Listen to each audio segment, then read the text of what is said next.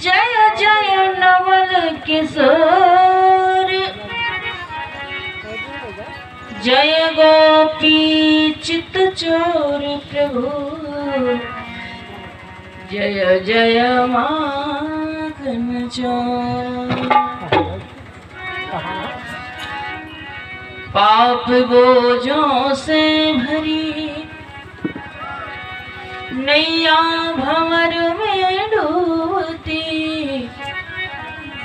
नाथ दौड़ो अब बचा लो, मझधार डूबी जा रही। स्वामी मोहे ना विसारियो, चाहे लाख लोग मिल जाए, मौसम तुमको अधिक है, पर तुम सम को ना, तुम सम को ना। बांके बिहारी लाल की, श्री सद्गुरुदेव भगवान की, सच्चिदानंद भगवान की। और जोर से बोलिए, बोलिए दुर्गे मैया की, सद्गुरुदेव भगवान की जय। जय श्री सीताराम। परम पूज्य परमादरणीय सत्य व ज्ञान के स्वरूप साक्षात ब्रह्म स्वरूप, अज्ञान अंधकार की ओर से प्रकाश आनंद की ओर ले चलने वाले परम पूज्य ब्रह्मलीन सद्गुरुदेव भगवान श्री चरणों में कोट सा नमन। इस कार्यक्रम के परम अध्यक्ष श्री श्री 108 स्वामी देवीदास जी महाराज जी, इस कार्यक्रम के संचालन का कार्यभार संभाल रहे हैं परम पूज्य श्री श्री 108 स्वामी श्री सर्वात्मानंद जी महाराज जी शास्त्री, श्रीमद् भागवताचार्य जी, और मंचस्थ दर्शन दे रहे हैं श्री श्री 1008 स्वामी चंद्रानंद जी महाराज जी। नाल पर संगत कर रहे हैं सम्मानीय भैया जी और परम पूज्य परम श्रद्धेय स्वामी श्री रामानंद जी महाराज जी, चक्रधारी जी महाराज, और हमारे वसंत भैया जी मधुर गायक। मुद मंगल में संत समाजो, थोड़ा सा ई को देना भैया, इसमें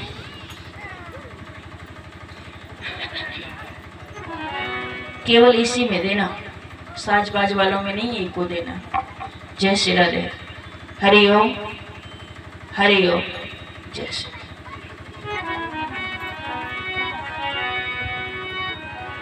सब उपस्थित विज्ञ श्रोता बंधु, राधा रानी के पावन आदर्श चरित्र को धारण करने वाली माताएं बहनें, ज्ञान की बगिया पर खेलने वाले बालक बालिकाएं, आइए सर्वप्रथम जैसे कि मंच की परंपरा है, उस परंपरा को निभाते हुए 2 बार प्रभु का नाम स्मरण करें। एक तरफ से हम बोलें और एक तरफ से आप सभी लोग तालियों के साथ, क्योंकि कहा है, अरे अरे ऐसे नहीं, ऐसे नहीं, कहा है राम कथा सुंदर करतारी और संशय विहंग उड़ावन हरी। जो संशय रूपी पक्षी हमारे हृदय में विराजमान है ना, निवास कर रहा है, तो इस ताली से संशय रूपी पक्षी उड़ जाएगा, हट जाएगा, तो हमारा मन भगवान की कथा में लग जाएगा। इसलिए जोर के साथ कहते हैं, कथा में हमेशा 2 प्रकार के विघ्न आया करते हैं, एक मनीराम जी का और एक दूसरा नेत्रा देवी का। मनीराम कथा सुनते सुनते न जाने कब बांदा की मार्केट पहुंच जाए, कोई ठिकाना नहीं है ना। बैठे तो यहाँ है, शरीर से लगता है बैठे हैं, लेकिन मनीराम जी पहुंच गए सोना की बाजार में। कहीं सोना खरीद रहे हैं, कहीं चांदी खरीद रहे हैं, कहीं सब्जी खरीद रहे हैं। और निद्रा देवी का भी कोई ठिकाना नहीं है, कितने टाइम ना आ जाए। कथा में जब कोई गंभीर विषय चलता है ना, क्लिष्ट विषय, तो प्रायः नींद सी आने लगती है। हमने तो कई जगह देखा है कि 1 मिनट में खर्राटे बज जाते हैं, फिर उनको कहना पड़ता है कि देखो यहाँ पर सो रहे हैं। तो 2 विघ्नाते, एक निद्रा देवी का, एक मणिराम जी का। और इन दोनों का सरल तरीका है प्रभु का नाम। निद्रा देवी आने ना पाए और मणिराम कहीं जाने ना पाए। जब निद्रा देवी नहीं आएंगी, मणिराम कहीं जाएगा नहीं, तो कथा में सुनने में आनंद आएगा, कथा भी समझ में आएगी। इसलिए इसका सरल तरीका है, ताली बजाकर 2 बार प्रभु का नाम लें, निद्रा देवी दूर भाग जाए चली जाएगी और मणिराम जी अपने आप में केंद्रित हो जाएंगे। इसलिए प्रेम के साथ गोविंद चले आना, गोपाल चले आना, गोविंद। बोलो जय हो। गोविंद चले आना, गोपाल चले आना, गोविंद चले आना।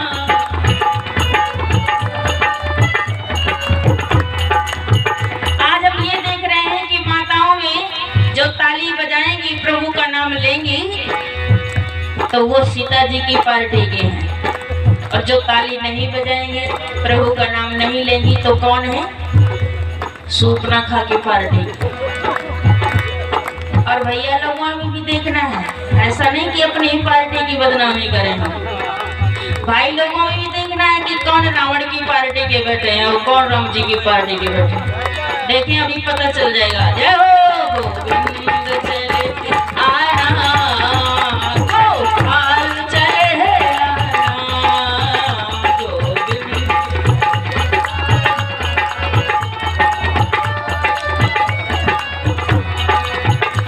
गोविंद चले आना, गोपाल चले आना, गोविंद।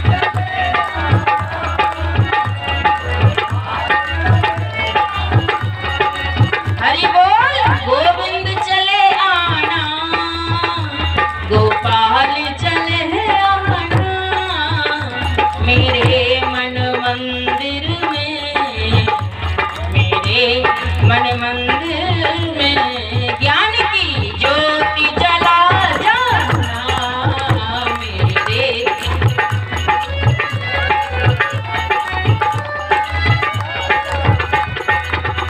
गोविंद चले आना, गोपाल चले आना, गोविंद चले आना, गोपाल चले आना। बोले बांके बिहारी लाल की, सदगुरुदेव भगवान की। आखिर पता तो चला यहाँ पर कोई सूर्पनखा की और रावण की पार्टी का नहीं बैठा है, सभी सीता और राम जी की पार्टी के बैठे हैं। क्योंकि यहाँ पर आते ही नहीं है जो रावण और सूर्पनखा की पार्टी के होते हैं। बोले सियावर रामचंद्र की। बड़ा ही सौभाग्य का विषय है, आप लोग सत्संग करते हैं। कहने का मतलब मानव का शरीर मिला है तो सत्संग अति आवश्यक है। बिन सत्संग न हरि कथा, ते बिन मोह न भाग, और मोह गई बिन राम पद होए न दृढ़ अनुराग। क्या बात है, अनुराग नहीं हो सकता प्रभु के चरणों में जब तक हम सत्संग नहीं करेंगे। जग में सत्संग बिना मानव, सन्मति गति पाना क्या जाने। जग में सत्संग बिना मानव, सन्मति गति पाना क्या जाने। आसुरी प्रकृति के वो प्राणी, आसुरी प्रकृति के वो प्राणी, सत्संग में आना क्या जाने। इसलिए बिन सत्संग विवेक न होई, राम कृपा बिन सुलभ न सोई। तो सत्संग में अति आवश्यक है, बिना सत्संग के कहीं कुछ होने वाला नहीं है। महाराज जी का आदेशानुसार कुछ प्रसंग व चर्चा करते हैं आज। वैसे तो रामचरितमानस क्या करना चाहिए ये रामचरितमानस सिखाता है, और क्या नहीं करना चाहिए ये महाभारत सिखाता है। कैसे अपने मंजिल को प्राप्त करना चाहिए ये श्रीमद् भागवत महापुराण सिखाता है। लेकिन महाभारत के अंदर कुछ बिंदु ऐसे झलक रहे हैं, यदि उन बिंदुओं के हिसाब से हम चल जाएं तो हमारा जीवन कल्याण में हो सकता है।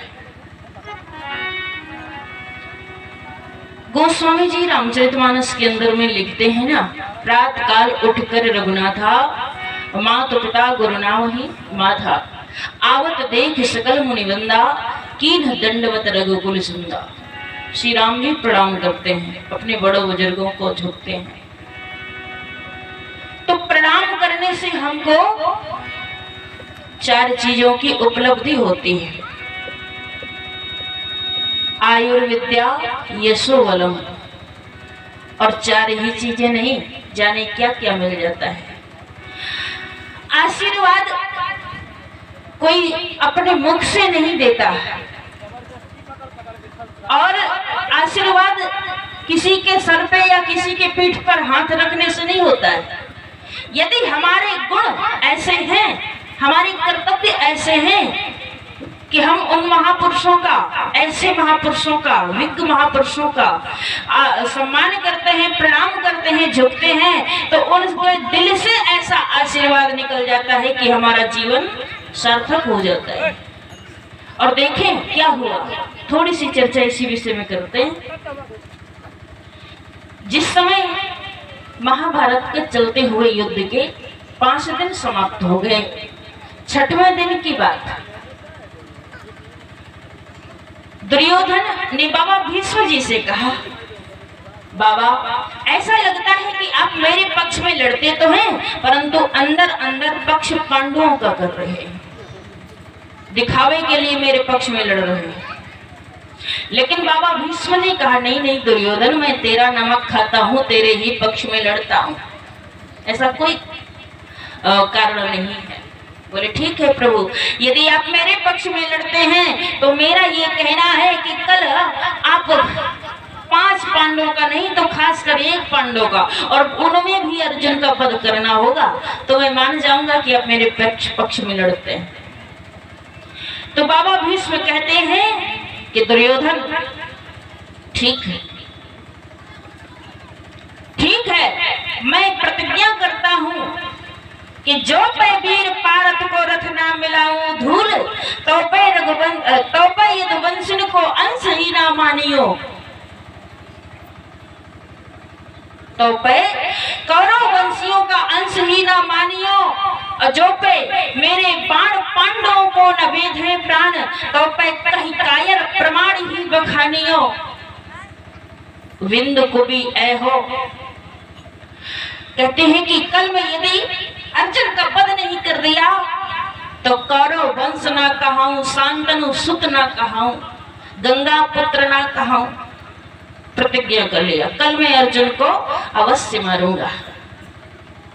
लेकिन प्रतिज्ञा तो कर ली, लेकिन निकट खड़े थे कन्हैया, उन्होंने सुना प्रतिज्ञा कर ली है पितामह भीष्म जी ने, अब इसका निवारण कैसे होगा, मेरा भक्त अर्जुन अनन्य भक्त है। तो गए अर्जुन के पास, अर्जुन खुर्राटे की नींद आ रही है, बिल्कुल पैर फैला करके सो रहा है, चादर तान के सो रहा है, खुर्राटे की नींद आ रही है। गए प्रभु और चादर को खींचा, अर्जुन जाके उठ करके बैठे, प्रणाम किया, बोले प्रभु इतनी रात्रि में आपका आगमन कैसे हुआ। बोले अर्जुन कल क्या होने वाला है तुम्हें कुछ पता नहीं है। अर्जुन ने कहा प्रभु मुझे सब पता है, कल मेरा वध हो जाएगा और मेरी पत्नी विधुत्व का अनुभव करेगी, सब पता है। कन्हैया ने कहा फिर भी तुम्हें कोई चिंता नहीं है? तो कितना सुंदर भाव अर्जुन देते हैं। अर्जुन कहते हैं प्रभु मेरा सोने का समय है, मैं सो रहा हूं, अर्धरात्रि का समय सोने का, मैं सो रहा हूं, और जिसको चिंता होगी वो स्वयं जागता। यानी भगवान आपको चिंता है, आप स्वयं जागते हैं, मुझे क्या चिंता है। कितना सुंदर भाव दिया। मेरा आपकी कृपा से सब काम हो रहा है, मेरा आपकी कृपा से सब काम हो रहा। करते हो तुम कन्हैया, कहते हो तुम कन्हैया, मेरा नाम हो रहा है, मेरा आपकी कृपा से सब काम हो रहा है।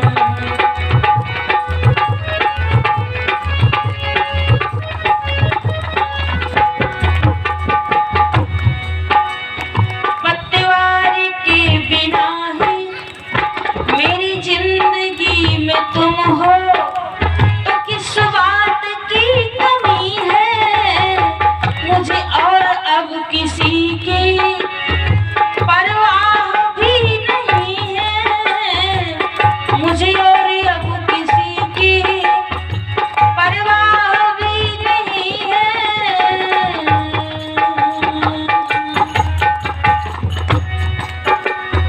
अब क्या बताऊं मोहन, क्योंकि तेरी बदौलतों से कान्हा, तेरी बदौलतों से मेरा हब काम हो रहा, तेरी बदौलतों से मेरा हर काम हो रहा।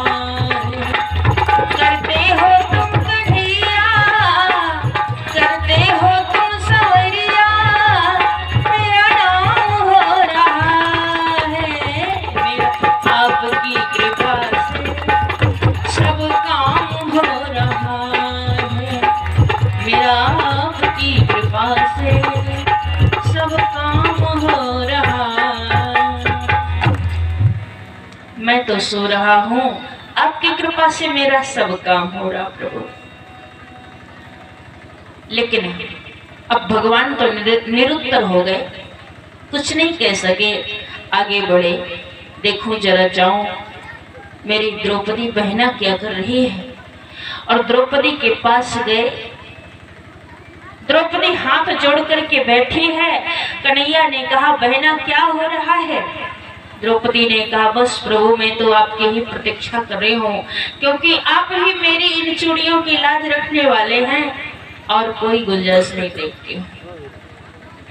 कन्हैया ने कहा हाथ जोड़कर बैठने से काम नहीं चलेगा, यदि इन चूड़ियों की लाज रखनी है, पति की रक्षा करनी है, तो तुरंत तैयार हो जाओ, मेरे साथ चलो। कहाँ चलना है प्रभु? बस मेरे साथ चलो, जहाँ मैं ले चलूं वहां चलो। अब एक साड़ी मुझे भी दे दो। भगवान कन्हैया ने द्रौपदी से एक साड़ी लिया और दासी का वेश बना लिया, अपने शरीर पर साड़ी धारण कर लिया, स्त्री का वेश, दासी का वेश बना लिया, और कहते हैं चलो द्रौपदी बहन, लेकर के जा रहे हैं। और उधर पितामह भीष्म जी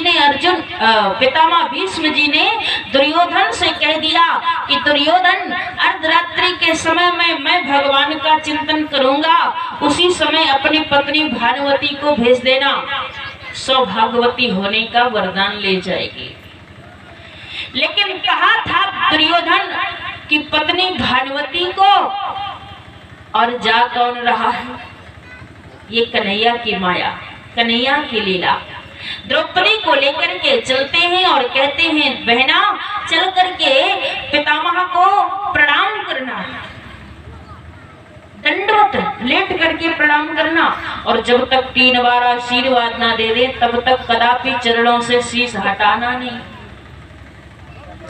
लेकिन द्रौपदी ने कहा, बहन कन्हैया, जिस पितामह ने मेरे पति का वध करने की कसम खाई है, प्रतिज्ञा की है, उस बाबा को मैं प्रणाम नहीं करूंगी। लेकिन कन्हैया ने कहा, ऐसा नहीं बहन, यदि इन चूड़ियों की लाज रखनी है तो जो मैं कहूं वो करने के लिए तैयार हो जा। अब बात समझ में आ गई द्रौपदी, और द्रौपदी ने कहा, कन्हैया राजी हूं मैं उसी में जिसमें आपकी रजा है, और चल पड़े। अर्धरात्रि का समय है, तो रात्रि के समय में प्रायः आवाज ज्यादा गूंजती है, ज्यादा दूर तक जाती है। तो कन्हैया कहते हैं कि बहना, ये जूतियों की आवाज ज्यादा खटखटा रही है, इसलिए ओ बहना ये जूते मुझको दे दो, आवाज बहुत ये करते हैं, चोरी से है चलना हमको, क्योंकि पहरे वाले जगते हैं, चोरी से है।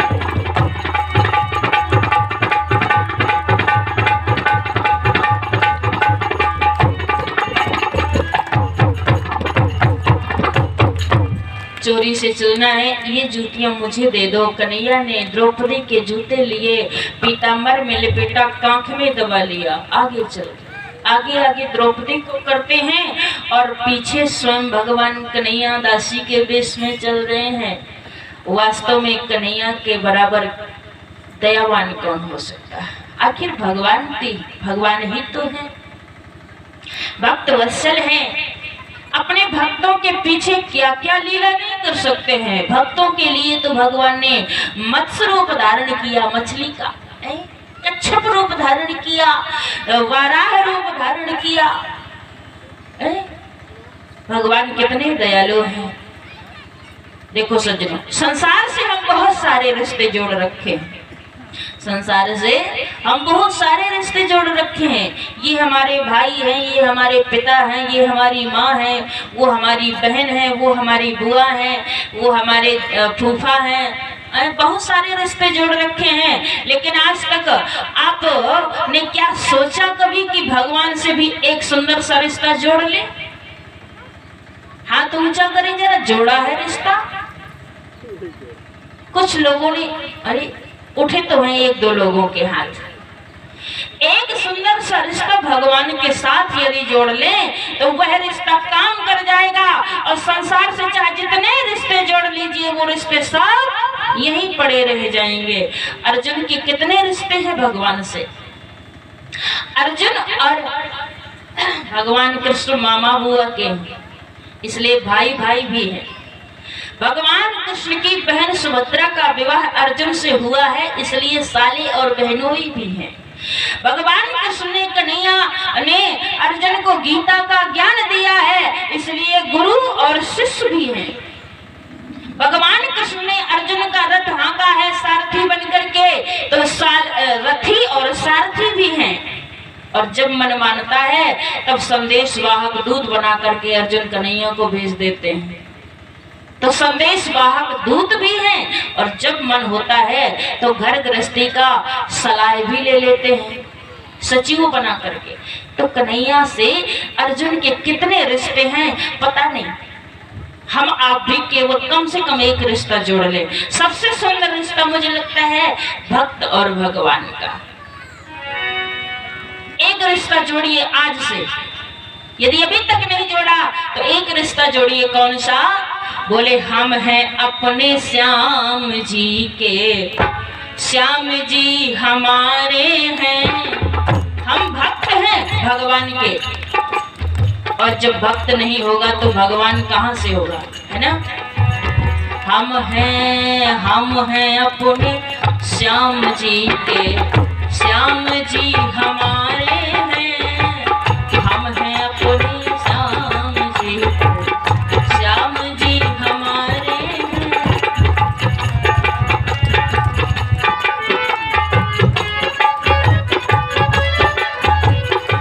हम हैं अपने श्याम जी के, श्याम जी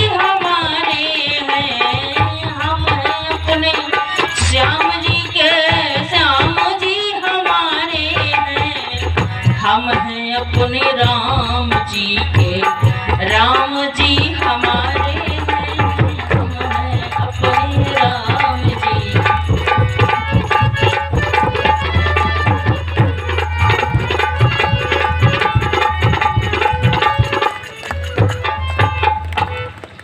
सुंदर सा रिश्ता भगवान, हम भक्त हैं और हमारे प्रभु भगवान हैं। और देखो, भक्त और भगवान का रिश्ता भगवान को सबसे ज्यादा प्रिय है, सबसे ज्यादा प्रिय है, क्योंकि प्रमाण मिलता है जिस समय भक्तराज विभीषण, भक्तराज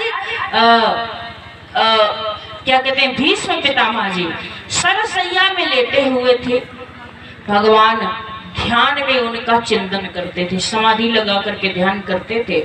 और जिस समय अर्जुन गए एक बार प्रणाम करने के लिए, अर्जुन आदि सब लोग, तो युधिष्ठिर जी ने पूछ दिया कि भगवान ये बताइए कि आप समस्त जगत के ईश्वर हैं, जगदाधार नियंता हैं, लेकिन आपका तो संसार भजन करता है, आपका ध्यान तो सारा संसार करता है, लेकिन आज मेरी ये समझ में नहीं आया कि आप किसका ध्यान कर रहे थे।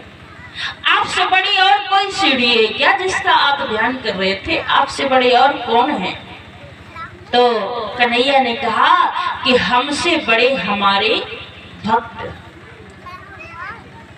हमसे बड़े हमारे भक्त।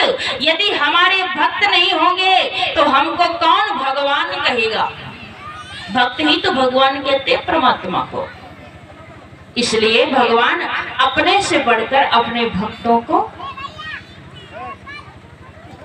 अपना मान टले टल जाए लेकिन भक्त का मान न टलते देखा, और प्रबल प्रेम के पाले पड़कर प्रभु को नियम बदलते देखा।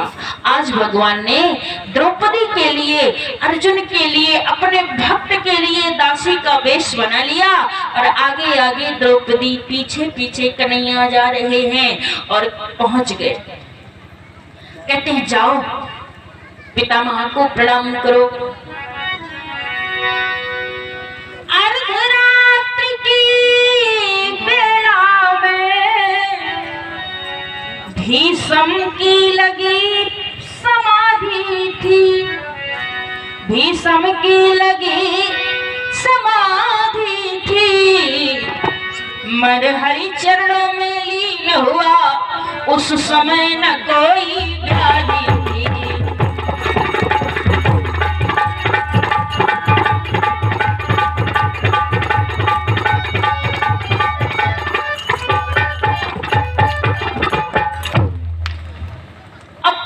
समाधि में समाधिस्थ हैं और द्रौपदी जाती है और जाकर के चरणों में शीश को डाल दिया, और जैसे शीश का स्पर्श चरणों से हुआ तो मन ही मन, आंखें बंद किए हैं, मन ही मन ये समझ गए कि लगता है दुर्योधन की पत्नी भानुमति आ गई। तो आशीर्वाद के ऊपर आशीर्वाद देना प्रारंभ कर दिया। कहने लगे पितामह, आशीर्वाद मुख से निकला, सौभाग्यवती भव हे बेटी, सौभाग्यवती भव हे बेटी, तेरे हाथों से मेहंदी का न रंग कभी छूटे बेटी।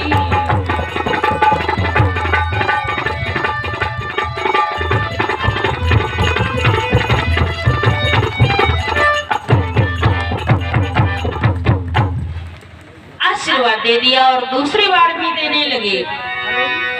आशीर्वाद मैं देता हूँ कि तुम वीर कुमारों वाली हो, तुम वीर कुमारों वाली हो। वर देता हूँ मैं ऐ बेटी कि सिंदूर से मांगना खाली हो।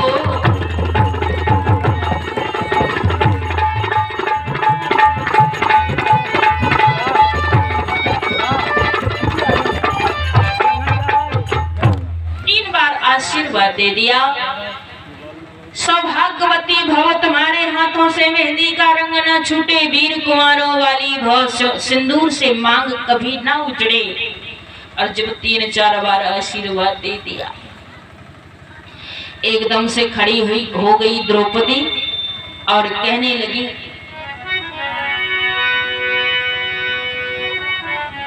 बाबा आपने आशीर्वाद दिया मुझे। द्रौपदी ने सुनकर तुरंत कहा, बाबा ये क्या बतलाते हो।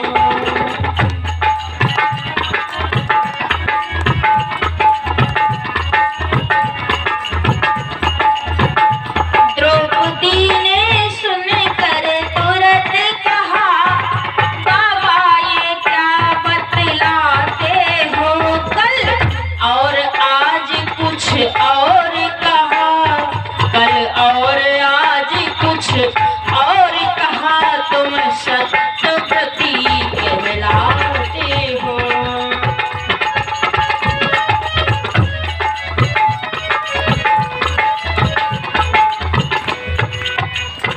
कल तो आपने मेरे पति का वध करने की कसम खाई थी, प्रतिज्ञा की थी, और आज आशीर्वाद दे रहे हो तुम्हारी मांग का सिंदूर न उजड़े।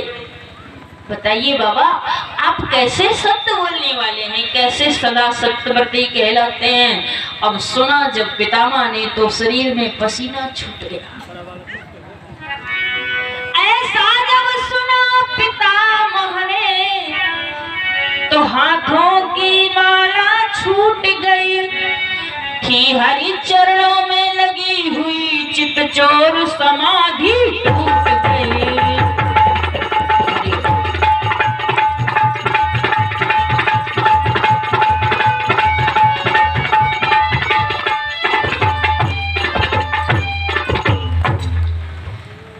अब पितामह के होश उड़ गए, लेकिन पितामह ने फिर कहा द्रौपदी से, बेटी तेरे प्रश्न का उत्तर बाद में दूंगा, और जो मैंने तुमको आशीर्वाद दिया है इसका भी समुचित उत्तर बाद में दूंगा। पहले तू एक बात बता। बोले क्या?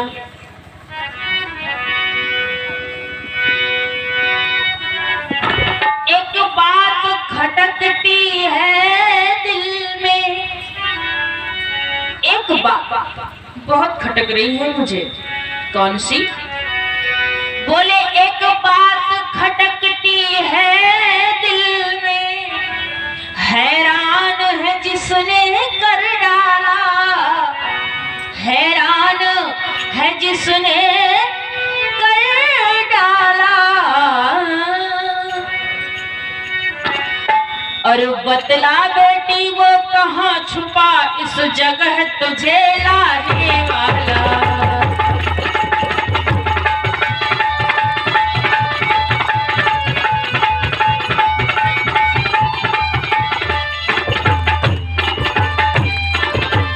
क्या बात है नागवादक की। अरे बेटी ये बता कि यहाँ तक तुझे लाया कौन है, कहाँ छुपा है वो। और द्रौपदी ने भी थोड़ी सी भाषा बदल दी, विनोद किया द्रौपदी ने। द्रौपदी कहते हैं, बाबा मेरे साथ में मेरी दासी आई है, बाहर खड़ी है, आपके दर्शन करना चाहती है। जब द्रौपदी ने मुस्कुरा करके ये विनोद किया तो बाबा ने कहा, बस बस मत बता बेटी, मैं समझ गया हूं कि तेरे साथ में आया, आई नहीं है, आया है। बोलो बांके बिहारी लाल की।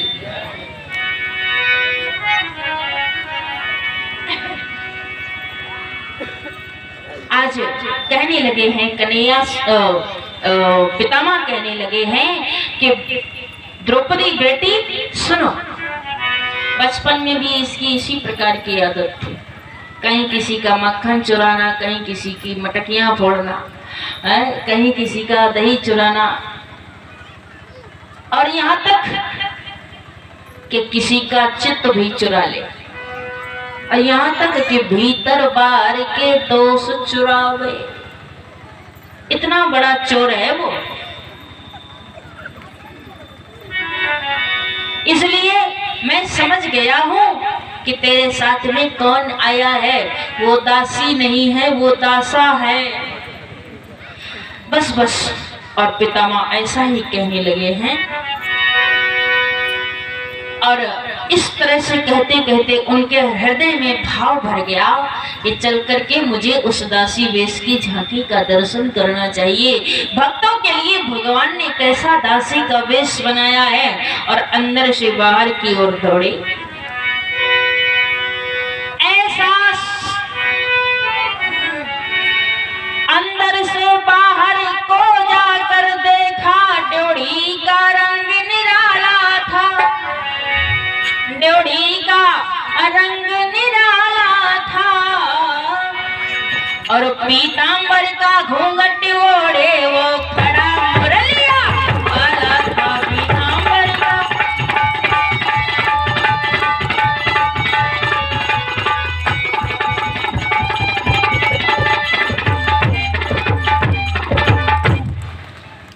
अब जब पितामह पहुंचे कन्हैया के पास तो देखते कि दासी के वेश में आनंद कंद माधव मुकुंद भगवान कन्हैया नजर आ रहे हैं। तो चरणों में जाकर लिपट गए और कहने लगे, श्याम सुंदर चितचोर छलिया, चरणों में जाकर लिपट गए, तू छलिया छलने को आया है, चरणों में जाकर।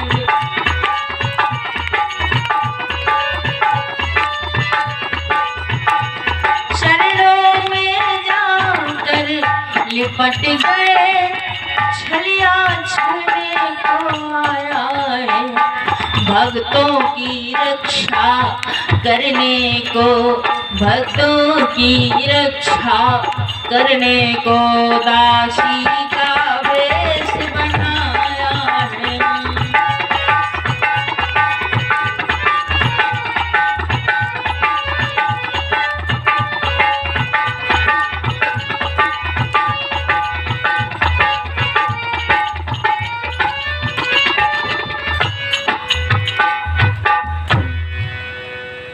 आज चरणों में जाकर के पितामह गिर गए और उठाने से भी नहीं उठते हैं, आंखों से अश्रुपात हो रहा है और उठा रहे हैं कन्हैया, उठ नहीं रहे हैं, चरणों से लिपटे हुए। बड़ी करुण झांकी हो रही है। जैसे तैसे कन्हैया ने उठा करके खड़ा किया, देखा कि आंखों से आंसुओं की धार लगी हुई है, कुछ बोलने की क्षमता नहीं रही है। और जब देखा कन्हैया ने कि मेरे अनन्य भक्त पितामह भीष्म रो रहे हैं, तो कन्हैया तो करुणा के सागर है, उनकी आंखों से भी अश्रुपात होने लग गया। और जब द्रौपदी ने देखा कि दोनों रो रहे हैं भक्त और भगवान, तो द्रौपदी तो करुणा की सागर है, क्योंकि द्रौपदी को प्रमाण मिलता है श्रीमद् भागवत में कि द्रौपदी जिस समय 5 पुत्रों का हत्यारा द्रौपदी के सामने आया अश्वत्थामा, अर्जुन ने कहा द्रौपदी तुम बताओ इसे क्या दंड दिया जाए। द्रौपदी ने कहा छोड़ दो इसे, मुझे नहीं मारना है। क्यों? 5 पुत्रों का हत्यारा है और तुम कहती हो इसे नहीं मारना। द्रौपदी ने कहा मैं जानती हूँ कि मेरे 5 पुत्रों का हत्यारा है ये, लेकिन आज पुत्रों के मरने पर जो पीड़ा माँ को होती है वो मैं समझ रही हूँ। मैं नहीं चाहती कि किसी और की माँ को रोना पड़े। अश्वत्थामा को तुम मार दोगे तो इनकी माता कृति को भी रोना पड़ेगा, मेरे समान उसे भी कष्ट होगा, उसे भी दुख होगा, इसलिए मैं नहीं चाहती कि उसको भी इसी तरह का दुख हो, इसलिए छोड़ दो इसे, मुच्यताम छोड़ दो। तो करुणा के सागर द्रौपदी ने जब देखा मेरे कन्हैया और पितामह भीष्म रो रहे हैं, तो उनकी आंखों से भी अश्रुपात होने लगा। बड़ी करुण झांकी हो रही है। अब तीनों में कोई बोल नहीं पा रहा है, तीनों का कंठ अवरुद्ध हो गया है।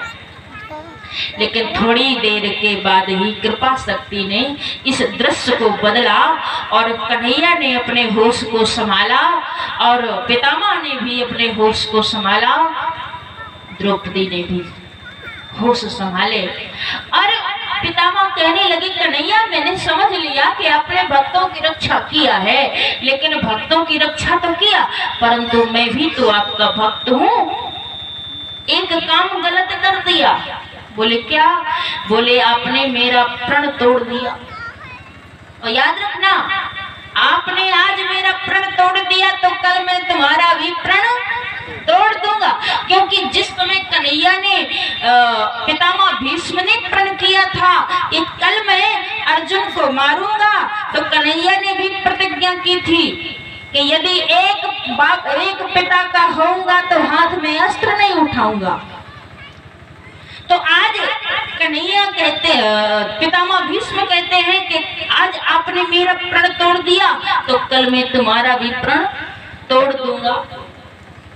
लेकिन कन्हैया मैंने समझ लिया आपने भक्तों की रक्षा किया है, लेकिन थोड़ी सी ऐसी बात करते करते थोड़ी सी नजर एक तरफ को चली गई। कहां को? देखा तो द्रौपदी के जूते थे पीतांबर के कोने में, थे पीतांबर के कोने में, तो उर्मे करुणा का भाव भरा और फिर लगे पितामह रोने में।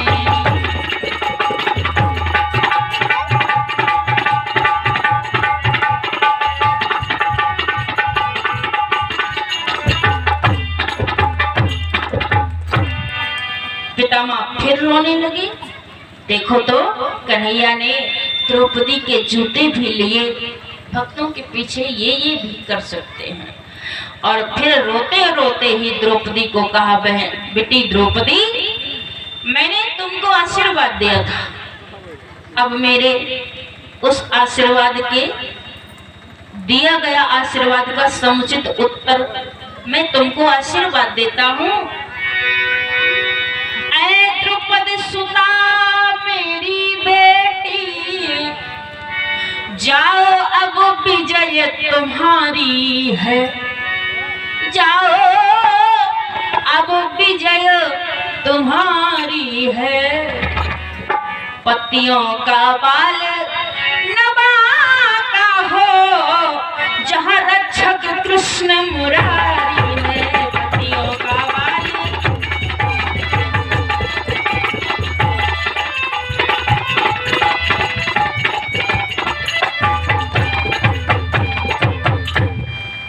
जहाँ भगवान श्री कृष्ण योगेश्वरेश्वर भगवान श्री कृष्ण है। गीता में भगवान कृष्ण आपने भी तो कह दिया है ना, यत्र योगेश्वरा कृष्णो यत्र पार्थो धनुर्धरा तत्र श्रीर विद्यो भूतिर्भुवा नीतिर्मतिर्मम। जहाँ पर योगेश्वर भगवान श्री कृष्ण है और जहाँ पर गांडीव धनुषधारी अर्जुन है, जहाँ पर धर्म राज है, धर्म को धारण करने वाले युधिष्ठिर हैं, और जहाँ पर गांडीव धनुषधारी अर्जुन है वहीं पर विजय, वहीं पर विभूति और वहीं पर अचल नीति है। इसलिए जिस पक्ष में कन्हैया रक्षक हो, बेटी तुम्हारा बाल बांका नहीं जाएगा। क्योंकि बेटी तुमने मेरे कुल को इतना पवित्र कर डाला है, जो तेरी रक्षा करता है यह विश्व रचाने वाला है।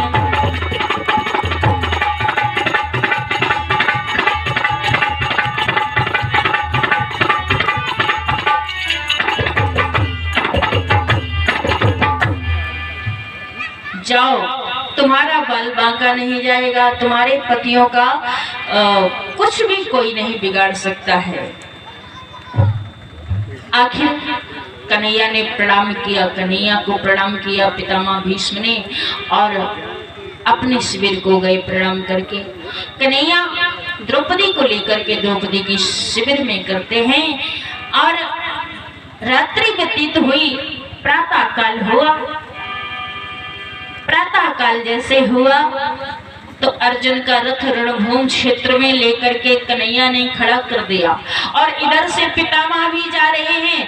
दोनों सेनाओं समक्ष हो गई हैं। युद्ध के लिए शंख बजने वाली ही थी। तो कन्हैया जैसे पितामह भीष्म आ रहे थे युद्ध के लिए, अब कन्हैया देख रहे हैं तो अर्जुन से कहते हैं, अर्जुन जरा देखो उस तरफ। बोले कहाँ? बोले उस तरफ।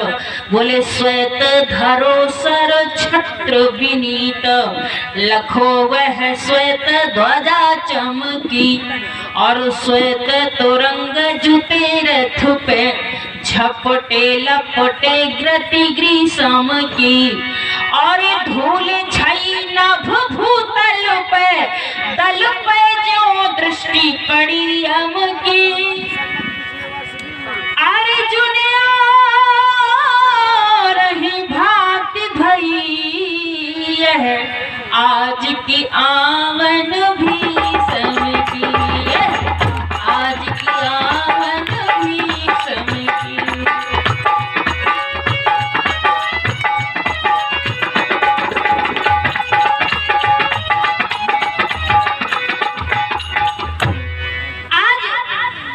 दूसरे प्रकार की आमन लग रही है पितामह भीष्म की, क्योंकि सफेद कपड़े, सफेद छत्र धारण किया है सर पर, और सफेद रंग की दाढ़ी लहरा रही है, और सफेद रंग की ध्वजा रथ पर लहरा रही है। सफेद रंग के चंचल 4 घोड़े रथ पर जुटे हुए हैं। आज पितामह की आमन कुछ दूसरी प्रकार की लग रही है। होशियार हो जाओ अर्जुन। आज पितामह प्रण करके आ रहे हैं, मेरा प्रण तोड़ने के लिए आ रहे हैं पितामह। लेकिन अर्जुन को यहाँ पर थोड़ा सा अभिमान सा जागृत हो जाता है। अर्जुन ने सुना कन्हैया की बात, तो अर्जुन ने कहा कि कन्हैया लड़ना तो मुझे है, आप चिंता क्यों करते हैं? आप तो शंका और भय को त्याग कर केवल रथ संचालन का कार्य कीजिएगा। जब ऐसा कहा अर्जुन ने, तो कन्हैया समझ लिए कि मेरे अर्जुन को अभिमान हो गया है। और जब देखते हैं भगवान के भक्त को अभिमान हुआ है तो तुरंत उखाड़ कर फेंकने की चेष्टा करते हैं। तो कन्हैया ने समझ लिया अर्जुन को अभिमान हो गया, अब इसको हटाना भी जरूरी है। कन्हैया ने कहा ठीक है अर्जुन, कोई बात नहीं भैया, हम तो रथ संचालन का कार्य कर रहे हैं और युद्ध तुम करो। और जैसे 5 जन शंख की ध्वनि हुई, दोनों तरफ से युद्ध चालू हो गया। बाण वृष्टि चालू हो गई, और बाण वृष्टि में ना जाने कितने योद्धा मारे गए, सेना मारी गई, और अंत में पितामह ने वो 5 बाण निकाल लिए। उन 5 बाणों से 5 प्राण नष्ट होने की संभावना थी। 5 प्राण होते हैं, प्राण, पान, उदान, समान, व्यान। तो 5 प्राण नष्ट होने की संभावना थी। उस बाण का, उन 5 बाणों का संधान कर दिया पितामह ने। और जैसे संधान किया तो पृथ्वी डगमगा गई, आकाश ठहरा गया, अंधेरा ही अंधेरा छा गया, और अर्जुन का रथ चकनाचूर हो गया, टूट गया, बिखर गया, और अर्जुन को कुछ पता न चला कि क्या हो गया। एकदम से पुकार लगाई अर्जुन ने, एकदम से पुकार लगाई अर्जुन ने, हे कन्हैया रक्षा करो, रक्षा करो, रक्षा करो। जब भगवान ने सुना कि रक्षा करो, रक्षा करो, पुकार लगाने लगा, तब कन्हैया ने क्या किया? गंगे सुत बानन सो व्यथित बिहाल हुई के, पारत पुकारो पाही पाही शरणागति। समर समक्ष धाये कान्हा रथ चक्र लैके, विंदु कवि जाकी ज्योति भानु समुजागति। अब कन्हैया ने अर्जुन के टूटे हुए रथ का पहिया उठाया, यूं चक्र बना करके घुमा दिया, अस्त्र गह लिया कन्हैया ने। और जो देखा पितामह ने कि कन्हैया ने अस्त्र गह लिया, तब कहने लगे कन्हैया आपने अस्त्र गह लिया, उठा लिया, आपने तो प्रतिज्ञा की थी एक पिता का होगा, हाथ में अस्त्र नहीं उठाऊंगा। अस्त्र उठा करके आपने अपने पिता को भी कलंक लगा दिया। अब बताओ एक पिता के हो कि हजारों पिता के हो? तब कन्हैया ने सुंदर सा उत्तर दिया, पितामह भीष्म जी सुनो, ऐसी कोई बात नहीं है। जय हो, हरि ओम। ऐसी कोई बात नहीं है, मैं एक पिता का नहीं हूँ, हजारों पिता का हूँ। कैसे? बोले कोई कहे बिंदु वसुदेव देवकी के लाल, बोले घनश्याम सुनो भीष्म भगत राज, मोहि जन्म देने वाले जग में अपार है। सिंधु खंबोधरणी पाखाड़ से प्रकट होत, और कहाँ लो बखानो जे अमित अवतारे। कोई कहे बिंदु वसुदेव देवकी के लाल, कोई कहे नंद अरु यशोदा के कुमार हैं। जाके एक बाप हो बचाए निज लाज सोई, और मेरे कौन लाज, मेरे बाप तो हजार। मेरे एक पिता नहीं है कि जो मैं अपनी लाज बचाता रहूं, मेरे तो हजारों पिता हैं। कोई कहता है खंबे से नरसिंह भगवान प्रकट हो गए, कोई कहता है कच्छप भगवान प्रकट हो गए, कोई कहता है नरसिंह। इस तरह से मेरे तो कोई कहता है नंद यशोदा के कन्हैया, कोई कहता है देवकी वसुदेव के लाल है, कोई कहता है दशरथ कौशल्या के राजा राम है। इस तरह से मेरे तो हजारों पिता हैं, एक पिता नहीं है। यही तो मैंने प्रतिज्ञा की थी कि एक पिता का होऊंगा तो हाथ में अस्त्र नहीं उठाऊंगा, और हजारों पिता का हूँ तो उठा लिया। तो कहने का मेरे मतलब कि भगवान अपना प्रण रखने की कोशिश में नहीं रहते हैं, भक्त का प्रण रखते हैं, भक्त की रक्षा करते हैं। ऐसे हैं भगवान भक्त वत्सल। तो मेरे कहने का मतलब कि यदि द्रौपदी ने प्रणाम ना किया होता पितामह को, तो आज अर्जुन बचने वाले नहीं थे। इसलिए प्रात काल उठकर रघुनाथा, मात पिता गुरुनाव ही माथा। ये होता है बड़ों का सम्मान करने से, बड़ों का बुजुर्गों को प्रणाम करने से। इसलिए अपना जीवन सार्थक बनाएं। और बोलने से समय इनकार कर रहा है, समय तो सबके पीछे लगा है। पुरुष बली नहीं होत है, समय होत बलवान। और भिल्लन लुटी गोपिका वही अर्जुन वही बान। तो आइए 2 बार प्रभु का नाम वाणी को विराम। समय आने पर आप लोग सेवा का अवसर देंगे, अवश्य आएंगे। श्रीमद् भागवत कथा 9 दिवसीय श्री रामचरितमानस कथा भी करते हैं। तो कहीं भी सेवा का अवसर होगा, जैसा भी स्थिति होगी, स्थिति को देखते हुए सेवा करने के लिए तैयार हैं। श्री राम जय राम, जय जय राम, श्री राम, श्री राम जय राम, जय जय राम,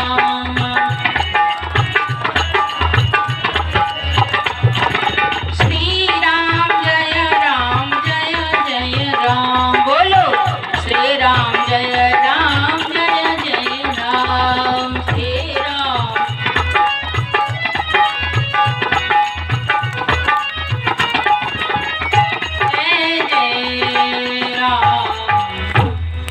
सियावर रामचंद्र की, बांके बिहारी लाल की, सच्चिदानंद भगवान की जय हो।